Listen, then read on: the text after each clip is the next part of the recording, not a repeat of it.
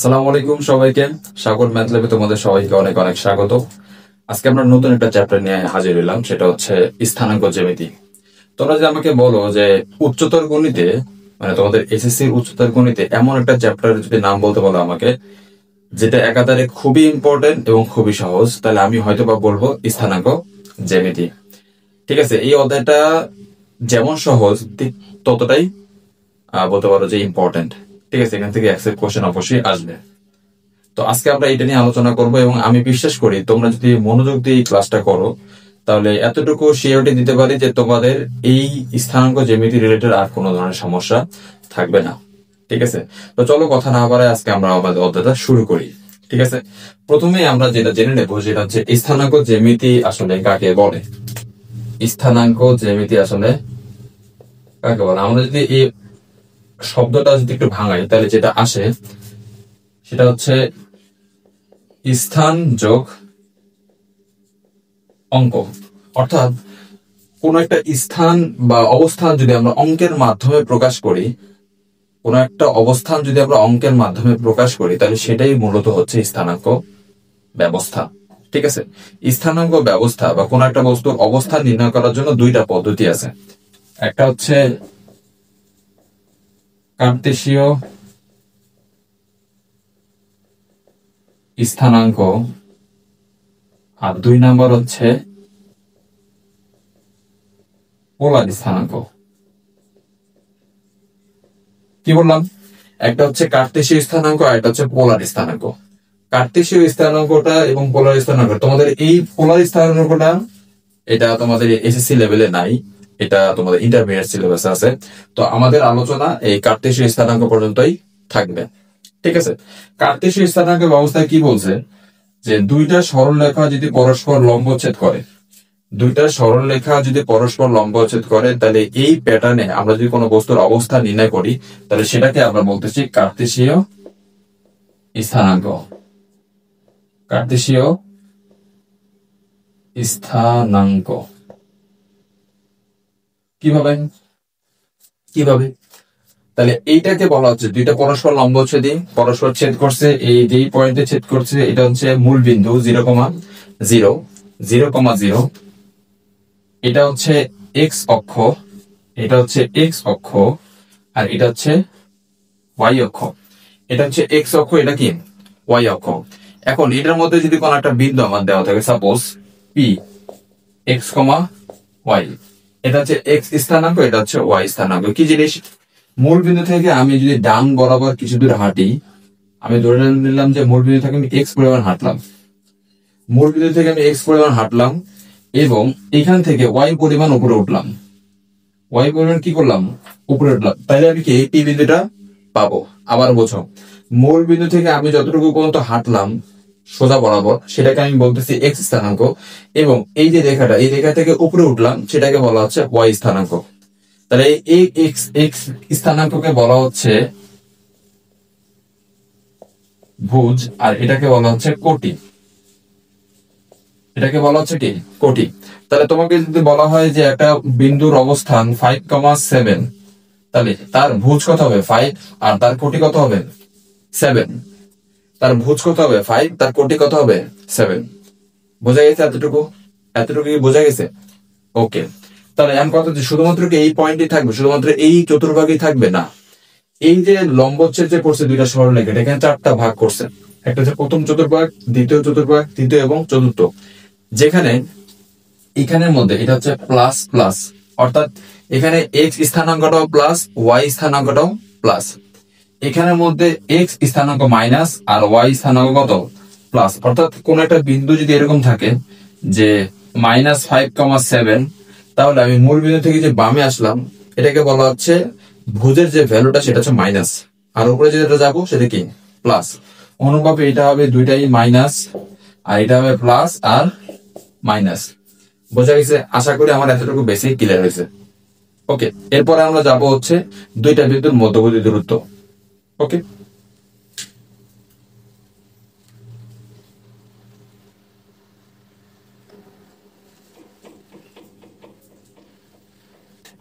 দেখো দুইটা বিন্দুর মধ্যবর্তী দূরত্ব, আমরা এই এক্স এই স্থানাঙ্ক ব্যবস্থার মধ্যে এক্স ও এক্স প্রাইম,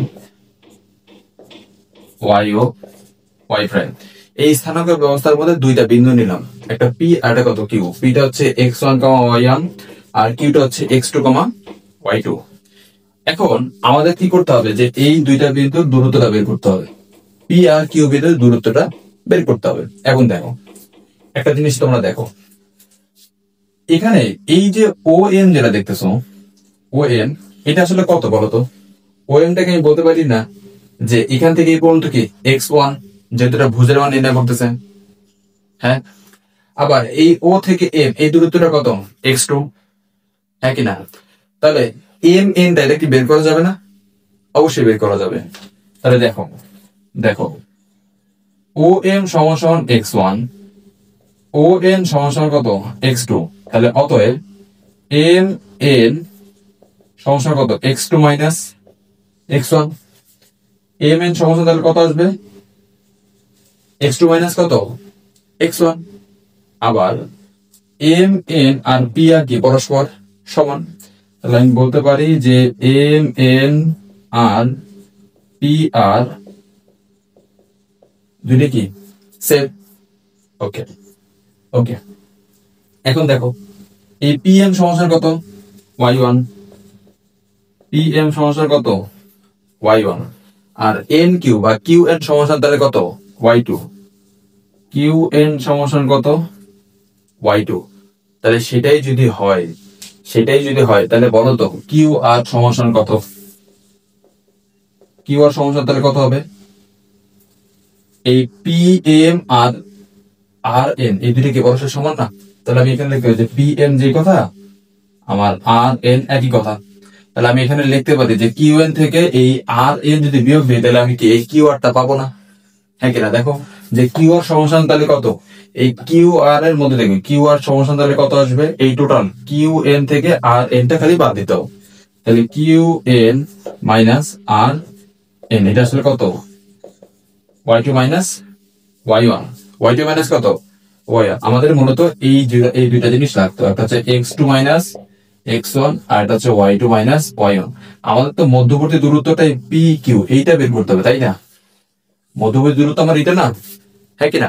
তাহলে আমাকে বলো তো যে এই যে পি কিউ আর এই ত্রিভুজের মধ্যে, পি কিউ আর এই ত্রিভুজে আমি কি পিথাগোরাসের সূত্র অ্যাপ্লাই করতে পারি?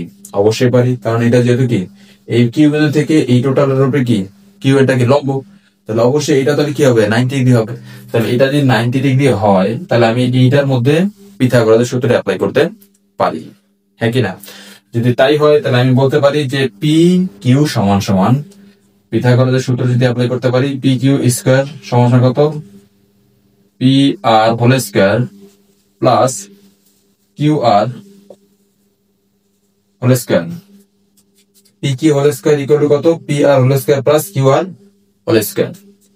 তাহলে পি কিউ সমান কত আসছে? Root over P R whole square plus Q R whole square. তাহলে পি আর সমান কি ছিল? X two minus x one. তাহলে X two minus x one whole square plus Y two minus Y one whole square, right? এখন এখানে তুমি বলতেছো যে x two minus x one whole square plus Y two minus Y one whole square. তুমি যদি চাও যে এখানে x one minus x two whole square plus y one minus y two whole square, তাও কোনো অসুবিধা নাই। কি কারণে? কারণ আমি তো মাইনাসটা বাইরে নিয়ে আসছি, মাইনাসের উপর আবার কি আছে? স্কয়ার আছে। তাহলে আলটিমেটলি এখানে যে ভ্যালু এখানে সেই ভ্যালু একই থাকবে, বোঝা গেছে? তাহলে আমি বলতে পারি যে দুইটা বিন্দুর মধ্যবর্তী দূরত্ব সমান কত? X two minus x one whole square plus Y two minus Y one whole square. আমরা এটা করে রাখার চেষ্টা করবো, তবে এটা হলো কোনো অসুবিধা নাই, বোঝা গেছে? এই ছিল আমাদের 11.1 বেসিক। এখন আমরা জাস্ট কতগুলো ম্যাথ সলভ করবো, আমাদের কাজ শেষ, এই অধ্যায় আমাদের শেষ, বোঝা গেছে? এরপর আমরা ম্যাথে যাব। দেখি প্রথম নাম্বারটা দেখো, এক নাম্বারটা কি বলছে? ক নাম্বারটা, এটা হচ্ছে এই দুইটা বিন্দুর মধ্যবর্তী দূরত্ব এবং এই দুইটা বিন্দুর মধ্যবর্তী দূরত্ব বের করতে বলছে। তাহলে খুবই সিম্পল, যে ধরি যে এ সমান সমান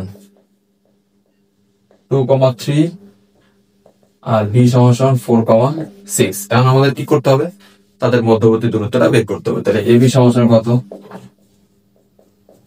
ওটা x2 minus x1 whole square y2 minus y1 whole square, x2 minus x1 whole square plus y2 minus y1 whole square।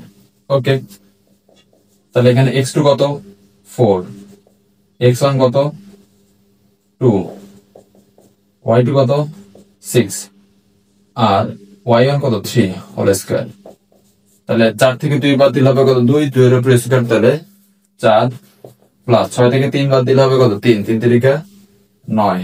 তাহলে আলটিমেটলি কত আসতেছে 13 একক। এখন এই জিনিসটা এটা কি পরবর্তীতে পারা যাবে না, একই সূত্র না, হ্যাঁ কি না? তাহলে আশা করি তোমরা এটা পারবা। আমরা যে পরেরটা খুব ইম্পর্টেন্ট একটা অঙ্ক, পরেরটা খুব ইম্পর্টেন্ট একটা অঙ্ক। দেখো এই অঙ্কটা করার আগে আমি তোমাদের আগে কতগুলো কনসেপ্ট আগে বলি। সেটা হচ্ছে আয়তক্ষেত্র কাকে বলে, আয়তক্ষেত্র কাকে বলে, তারপরে সামান্তরিক, সামান্তরিক সামান্তরিক কাকে বলে, তারপর হচ্ছে বর্গ কাকে বলে, আর এটা হচ্ছে রম্বস। ঠিক আছে, প্রথমটা জেনে নেই আয়তকার কাকে বলে। আমি সংখ্যাটা বলে দিই, তোমরা লিখে নিও। আয়তকার হচ্ছে যে চতুর্ভুজের বিপরীত বাহুদ্বয় পরস্পর সমান। কি বললাম, যে চতুর্ভুজের সাপোজ এ বি সি ডি, এ বি সি ডি একটা চতুর্ভুজ বলতেছি, তার মানে এর বিপরীত বাহুগুলো কি পরস্পর সমান এবং প্রত্যেকটা কোণ হইতে হবে কত সমদিক, মানে 90 ডিগ্রি বা সমকোণ। তাহলে আয়তকারের শর্ত কি, আয়তকারের শর্ত হচ্ছে বিপরীত বাহুগুলো পরস্পর সমান হইতে হবে এবং প্রত্যেকটা কোণ সমকোণ হইতে হবে। তাহলে অবশ্যই এখানে AB equal to CD, AD equal to BC এবং প্রত্যেকটা কোণ কি সমকোণ এবং প্রতিটি কোণ সমকোণ, প্রতিটি কোণ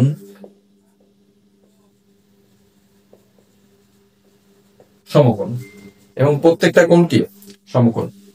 তাহলে সামান্তরিক কি, সামান্তরিকের ক্ষেত্রে একই কথা প্রযোজ্য, প্রত্যেকটা বিপরীত বাহু কি সমান, বিপরীত বাহুগুলো সমান। খালি ওটার সাথে পার্থক্য হচ্ছে আয়তক্ষেত্রের মধ্যে প্রত্যেকটা কোণ সমকোণ ছিল, বাট সামান্তরিকের মধ্যে প্রত্যেকটা কোণ সমকোণ হবে না। ঠিক আছে, তাহলে এ বি সি ডি, তাহলে এখানেও একই কথা, A B equal to CD, AD equal to BC, but কোণগুলো সমকোণ নয়, কোণগুলো সমকোণ নয়, বাট কোণগুলো কি সমকোণ না।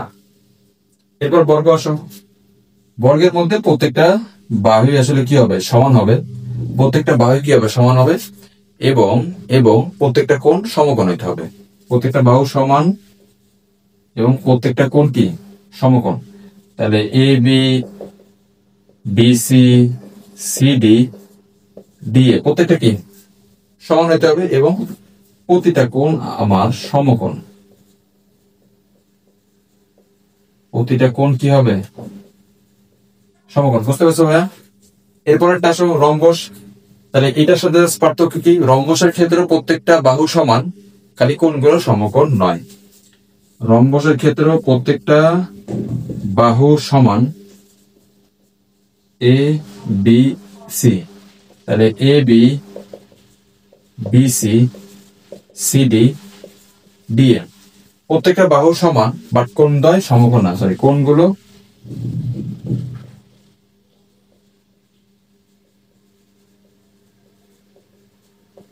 সমকোণ নয়, বাট কোণগুলো কি সমকোণ না। আর কথা হচ্ছে পরীক্ষায় প্রশ্ন আসলে কিভাবে আসে, আমি এটার রেসপেক্টে সবগুলো একটু বোঝাই দিই। এখানে কি বলছে যে দেখাও যে চারটা বাহু দেওয়া আছে, বলছে যে এই চতুর্ভুজটা একটা আয়তক্ষেত্র কিনা, একটা আয়তক্ষেত্র কিনা। তাহলে দেখো আমাদের শর্ত কি বলছে, শর্ত বলছে যে আয়তক্ষেত্র হওয়ার জন্য বিপরীত বাহুদ্বয় সমান হইতে হবে। তাহলে আমরা কি করব, বিপরীত বাহুটা আগে চেক করে নেবো যেটা সমান কিনা। তারপর কি দেখাইতে হবে? তারপর দেখাইতে হবে যে কোণ দ্বয় মানে বা যে কোণগুলো আছে সেই কোণগুলো সমকোণ কিনা। তাহলে সেটা দেখানোর জন্য কি করতে হবে দেখো, এই যে আয়তক্ষেত্র, এই আয়তক্ষেত্রকে আমরা যে দুইটা ভাগ করি, ভালো করে বুঝে, একটা বুঝলে বাকিগুলো বুঝতে পারবো। এই আয়তক্ষেত্রকে যদি আমরা দুইটা ভাগ করি, যদি এটা সমকোণ হয় তাহলে এই কোণটা বা এই ত্রিভুজটাকে এটা সমকোণী ত্রিভুজ। তাহলে এটা যদি সমকোণী ত্রিভুজ হয় তাহলে এখানের মধ্যে অবশ্যই পিথাগোরাসের সূত্র অ্যাপ্লাই হবে, হ্যাঁ কিনা? পিথাগোরাসের সূত্র অ্যাপ্লাই করার পর আমি যদি দেখি যে এটার স্কোয়ার এই দুইটা স্কোয়ারের সমান, তাহলে বুঝবো যে এটা একটা আয়তক্ষেত্র। আর যদি না হয় তাহলে এটা আয়তক্ষেত্র নয়। বুঝতে পারছি? বুঝতে পারছি। অনুরূপভাবে যদি এখানে আমাকে কোশ্চেন করতো যে এটা সামান্তরিক কিনা, তাহলে আমি কিভাবে প্রমাণ করতাম? তাহলে সে একই কথা, আগে আমি দেখতাম যে দুইটা বাহু বিপরীত বাহুটা সমান কিনা। তাহলে বিপরীত বাহু সমান হলো, সমান হওয়ার পর দেখবো যে এখানে মনে মনে চিন্তা করে নেব যে এটা একটা সমকোণী ত্রিভুজ। তাহলে সমকোণী ত্রিভুজ যদি হয় তাহলে অবশ্যই এটাকে পিথাগোরাসের সূত্রে অ্যাপ্লাই হবে। বাট যেহেতু এটা সামান্তরিক, তার মানে পিথাগোরাসের সূত্র অনুযায়ী এটা কি মিলবে না। তাহলে যদি না মিলে তাহলে অবশ্যই এটা কি সামান্তরিক, এটা আয়তক্ষেত্র নয়। এই বুঝতে পারছো জিনিসটা? বুঝতে পারছো? ওকে। এরপরে এখানে আরেকটা কথা বলা যেতে পারে, সেটা হচ্ছে দেখো এই আয়তক্ষেত্রের মধ্যে বিপরীত কর্ণদ্বয় যেটা আছে সেই কর্ণদ্বয় কিন্তু পরস্পর সমান। বিপরীত কর্ণদ্বয় কি পরস্পর সমান। তাহলে দেখা যায় যে এইভাবেও এটা প্রমাণ করা যায় যে আমি দেখলাম যে দুইটা বাহু পরস্পর কি সমান এবং কর্ণদ্বয় সমান, তাহলে এটা কি অবশ্যই আয়তক্ষেত্র। আবার এইটাকেও কিন্তু একই সেন্সে প্রমাণ করা যায় যে দুইটা বিপরীত বাহু কি পরস্পর সমান এবং কর্ণদ্বয় কি হবে না, সমান হবে না। বোঝা গেছে জিনিসটা? বুঝতে পারছো?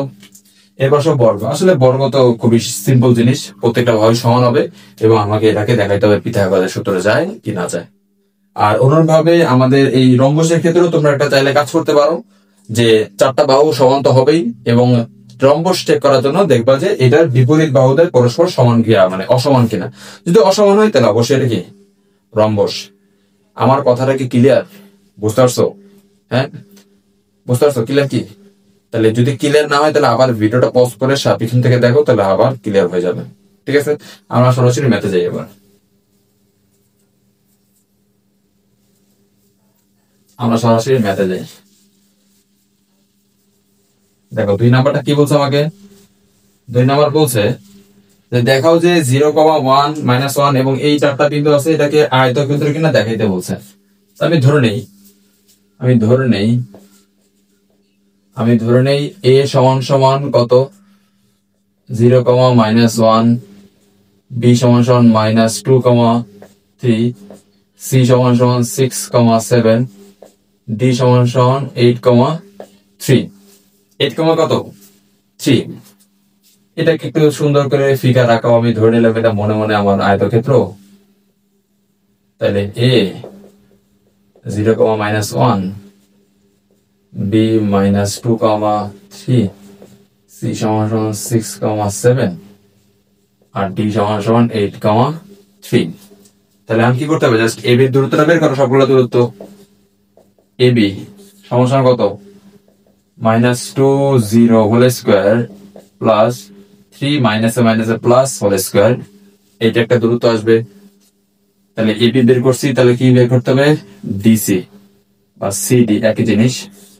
cd যদি বের করতে যাই তাহলে কত হবে? 8 - 6 হোল স্কয়ার 3 - 7 হোল স্কয়ার, এটা একটা দূরত্ব আসবে। আমি সবগুলো দূরত্ব একসাথে ক্যালকুলেট করব। তাহলে ab dc। অনুরূপভাবে ad কত? ad কত 8 - 0 হোল স্কয়ার প্লাস 3 মাইনাসে প্লাস হোল স্কয়ার, এত আসবে। আর bc কত? bc হচ্ছে 6 মাইনাসে plus 2 whole square plus 7 - 3 whole square. এখন আমরা যদি ক্যালকুলেট করি তাহলে কত আসবে? সরাসরি করে ফেলি আমরা। তাহলে এটা হবে কত? 2 দুগুণ 4, আর এখানে হচ্ছে 3 যোগ করলে 4, 4 4 16, তাহলে √20। √, কত 20। এটা কত হবে? 8 থেকে 6 বিয়োগ দিলে কত? 2। তাহলে 2 দুগুণ 4, আর 7 থেকে 3 বিয়োগ দিলে হবে কত? 4 4 4 16, তার মানে এটাও কত? 20। বাহ, সুন্দর মিলে গেছে। এটি কত? এটা হচ্ছে 8 8 64 আর এটা 16, তাই না? 3 আর 1 যোগ করলে কত হবে? 4। তাহলে 4 4 16। তাহলে কত আসতেছে? এটা 4 আর 6 যোগ করলে হবে 0, 6 7 8, এটা হবে 80। অনুরূপ ভাবে 6 আর 2 যোগ করলে কত হবে? 8, 8 আর 64, এখানেও 4 4 16, এটা কত? 80। দেখো আমাদের কিন্তু আয়তক্ষেত্র হওয়ার জন্য অর্ধেক অংশ হয়ে গেছে। এখন আমাদের দেখাইতে হবে যে এটা একটা সমকোণ কিনা। আর আমি আবার বলছি যে তুমি দুই ভাবে প্রমাণ করতে পারো, যে তুমি চাইলে কর্ণ দিয়ে প্রমাণ করতে পারো, তুমি চাইলে কি বলে এটার পিথাগোরাসের সূত্র দিয়ে করতে পারো। আমার আসলে যেটা মনে হয় যে পিথাগোরাসের সূত্র দিয়ে করলেই ভালো হবে, কারণ আমরা অলরেডি কিন্তু এবি জানি, আর এবি স্কয়ার করলে দূরত্ব জানি যাবো, বিসিও জানি, তাহলে বিসি স্কয়ার করলে দূরত্ব জানি যাবো, জাস্ট কি বের করতে হবে? এসিটা বের করতে হবে। তাহলে এসি কত? এসি বের করো। তাহলে 6 - 0 whole square plus 7 - plus 1 whole square. তাহলে 6 6 36, 8 8 64, তাহলে আলটিমেটলি কত আসতেছে? 10। এখন ত্রিভুজ এ বি সি এর পিথাগোরাসের সূত্র অ্যাপ্লাই করব। এখন ত্রিভুজ এ বি সি এ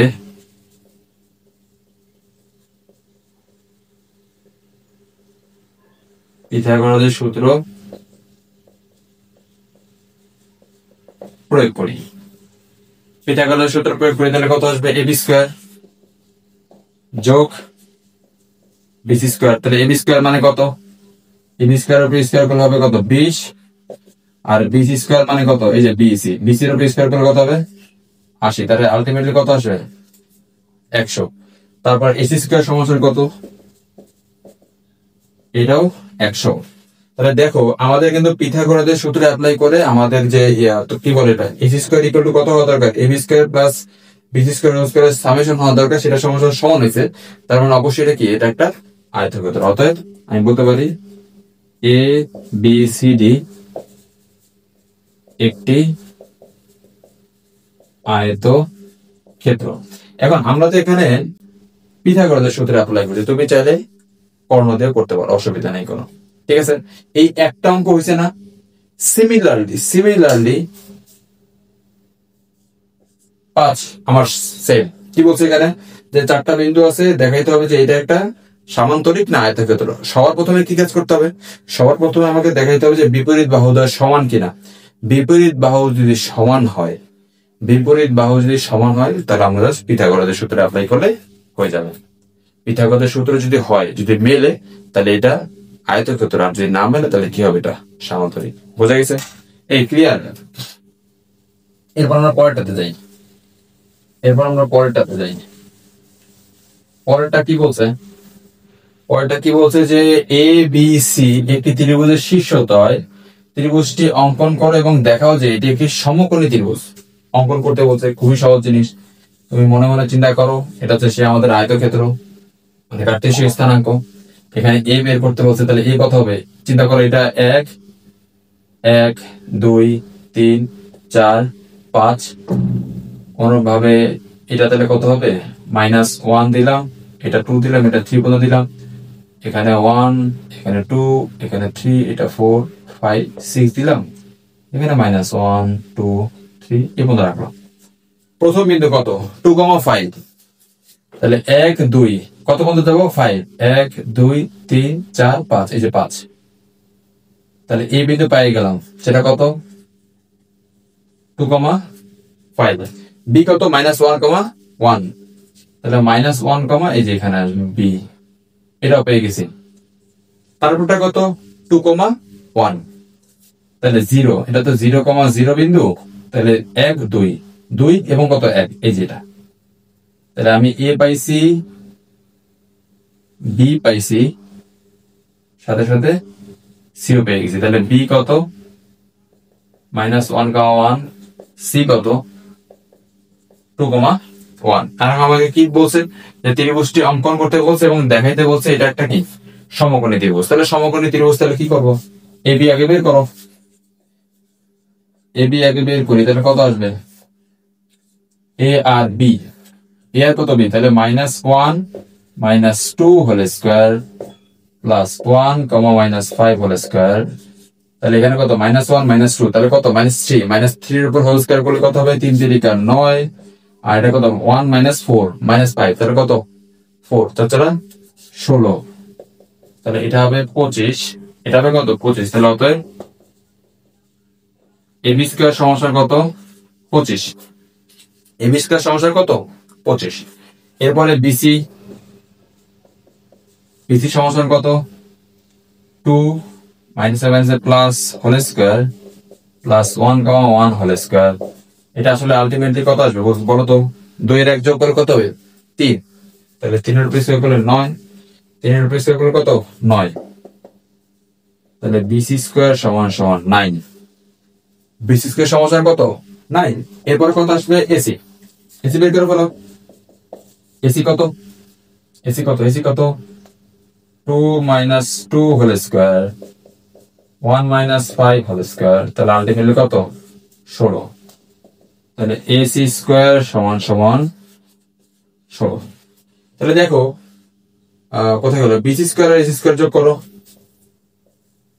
বিসি স্কোয়ার যোগ এসি স্কোয়ার সমান সমান কত 16 যোগ 9, আলটিমেটলি কত 25। আবার এবি স্কোয়ার সমান সমান কত 25। তাহলে যেহেতু এটা পিথাগোরাসের সূত্রে অ্যাপ্লাই করা গেছে, তার মানে এটা একটা সমকোণী ত্রিভুজ। বোঝা গেছে? ক্লিয়ার? ওকে, আমাদের এটা শেষ, এটা শেষ, এটা শেষ। এখন আমরা যাবো 4 নম্বরে। এখন আমরা যাবো 4 নম্বরে, 4 নম্বরে যাবো এখন আমরা। 4 নম্বর, মূল বিন্দু থেকে -5, 5 ও 5 এর একটা স্টার দাও, ডাবল স্টার দাও। মূল বিন্দু থেকে -5, 5 ও 5, কে বিন্দু দ্বয়ের সমদূরবর্তী হলে কে এর মান কত? খুবই সিম্পল জিনিস। মনে করো এটা মূল বিন্দু, মনে করো এটা হচ্ছে আমাদের মূল বিন্দু এবং এটা হচ্ছে 5, 5 -5, 5, এটাকে আমি এই বিন্দু ধরলাম। তাহলে মূল বিন্দু থেকে এই বিন্দুর দূরত্বটা যত, এই বিন্দুর দূরত্বটা যত, ঠিক তেমনি 5, কে বিন্দু দূরত্ব কত সমান। এটা ধরলাম সেই 5, কে, এটা হচ্ছে বি। তাহলে ও এ যে দূরত্ব, ও বি আমার সেম দূরত্ব। এটা আমাকে বলে দিছে যে মূল বিন্দু থেকে এই দুইটা বিন্দু দূরত্ব সমদূরবর্তী হলে কে মান পাবো। তাহলে আমরা বের করি প্রথমে ও এ, তাহলে ও এ আমরা বের করি। তাহলে -5, 0 whole square plus 5, 0 whole square. তাহলে আসলে কত হবে এটা বোঝাই যাচ্ছে, কারণ এখানে কত আসবে 25 আর এখানে কত 25, 5 5 25, 5 5 25, তাহলে 50। কত আসবে 50। কোনভাবে ওবিটা বের করো, ওবি আসলে কত 5, 0 হোল স্কোয়ার কে -0 হোল স্কোয়ার, 25 প্লাস কে স্কোয়ার। প্রশ্ন মতে এই দুইটা কিন্তু সমান, প্রশ্ন মতে ওই ইকুয়াল কত ওবি, প্রশ্ন মতে কিন্তু ওই ইকুয়াল কত ওবি, কারণ আমাকে বলে দিচ্ছে মূল বিন্দু থেকে কি দূরত্ব সমান। তাহলে 25 যোগ কে স্কোয়ার, আমি এই ওবিটাকে আগে লিখলাম, এটা তো কোনো আসলে প্রবলেম না। আর এটা হচ্ছে কত 50। উভয় পক্ষকে আমরা স্কোয়ার করি, তাহলে স্কোয়ার যদি করি তাহলে কি হবে বর্গটা কাটাকাটি যাবে, আর এটা হবে কত 50। এই 25টাকে বসে নিয়ে যাবো কত হবে আবার 25 হবে। তাহলে কে সমান সমান আমাদের আলটিমেটলি যেটা থাকবে সেটা কত 5। এটা হচ্ছে আমাদের আনসার। কত সহজ না ওটা? হ্যাঁ, আসলেই বললাম তো তোমাকে তো আমি শুরুতেই বললাম যে স্থানাঙ্ক জ্যামিতিটা খুবই সহজ একটা চ্যাপ্টার, কিন্তু অনেক ইম্পর্টেন্ট। এবং আমাদের লাস্ট অঙ্ক, সেটা হচ্ছে 6 নাম্বার। বলছে পি বিন্দু হতে ওয়াই অক্ষের দূরত্ব এবং কিউ মানে 3, 2 বিন্দু দূরত্ব সমান। বুঝলে জিনিসটা, এই জিনিসটা একটু বুঝো। কি বলছে যে পি বিন্দু হতে ওয়াই অক্ষের দূরত্ব যা, পি বিন্দু থেকে কিউ বিন্দু দূরত্ব কত তা। তাহলে এটা ধরলাম পি, এক্স, ওয়াই। এটা হচ্ছে এক্স কমা ওয়াই। এন্ড কি বলছে যে ওয়াই অক্ষ থেকে এই দূরত্বটা, ওয়াই অক্ষ থেকে এই পি বিন্দুর যে দূরত্বটা, এই দূরত্ব আসলে কত বলতো? আমরা কি করছিলাম, মূল বিন্দু থেকে প্রথমে এক্স অক্ষ দূরত্ব গেছি, তারপর এক্স অক্ষ থেকে ওয়াই পরিমাণ গেছি। আমাকে বলো তো এই ওয়াই অক্ষ থেকে এটার যে দূরত্ব সেটা আসলে কি এক্স স্থানাঙ্ক না বা ভুজ না, হ্যাঁ কি না? ওয়াই স্থানাঙ্ক থেকে পি বিন্দুর দূরত্ব যে কথা, এটার ভুজ একই কথা না? হ্যাঁ অবশ্যই। তাহলে এটা কত? দূরত্ব হচ্ছে আমাদের এক্স। ওকে, ভালো কথা। তারপর কি বলছে যে এই এক্স কমা ওয়াই বিন্দু থেকে এই 3 কমার দূরত্ব সমান। দূরত্ব কত সমান এটা ধরে নিলাম আমি, কত? এটা হচ্ছে সেই কিউ 3,2, এই দূরত্বটা সমান। তাহলে আমাদের এই ওয়াই অক্ষ থেকে এই পি বিন্দুর দূরত্ব কত? এক্স। তাহলে দেখো ওয়াই অক্ষ থেকে পি বিন্দু দূরত্ব কত? X modulus x. যেহেতু দূরত্ব কখনো নেগেটিভ হয় না সেজন্য মডুলাস দিলাম। আর পি কিউ কত? খুবই simple, 3 minus x whole square plus 2 minus y whole square. এখন প্রশ্ন মতে এই পি কিউ আর এক্স দূরত্ব কত সমান? প্রশ্ন মতে পি কিউ আর মডুলাস এক্স কি পরস্পর সমান। পি কিউ এর মানটা বসাও, 3 minus x whole square 2 minus y whole square. আমরা একবারে বড় করে দিলাম, তাহলে এখানে কত আসবে? X square. এখানে কত আসবে? X square. তাহলে 3 3 9 minus 2ab 6x plus x square. এটা হচ্ছে 2 2 4 minus 4y plus Y square. এটা কত? X square. তাহলে এক্স স্কয়ার কাটা, তাহলে কত থাকতেছে? Y square minus 4y minus 6x plus 13। এটাই আমাদের আনসার। ওকে, বুঝতে পারছো জিনিসটা? আশা করি এখন তোমরা এই 11.1 যাবতীয় যা কিছু আছে সেটা এখন আশা করি সলভ করতে পারবা। এবং আমি লাস্ট একটা কথা বলে দিই, এখানকার ইম্পর্টেন্ট অঙ্কগুলো কোনটা? এখানকার ইম্পর্টেন্ট অঙ্কগুলো যে এটা, ঠিক আছে? যে এই 4টা বিন্দু দেওয়া থাকবে, এটা আয়তক্ষেত্র না রম্বস না সামান্তরিক না বর্গ, এটা আমাকে নির্ণয় করতে হবে। আশা করি এটা পারবা। আর এটা হচ্ছে এই যেটা করাইলাম আমরা, ঠিক আছে? এর পরবর্তী লেকচার গুলোতে 11.2, 11.3, 11.4 ধাপে ধাপে আসবে। তো আজকে এই পর্যন্তই বিদায় নিলাম। সবাই ভালো থাকো, ধন্যবাদ সবাইকে। আসসালামু আলাইকুম।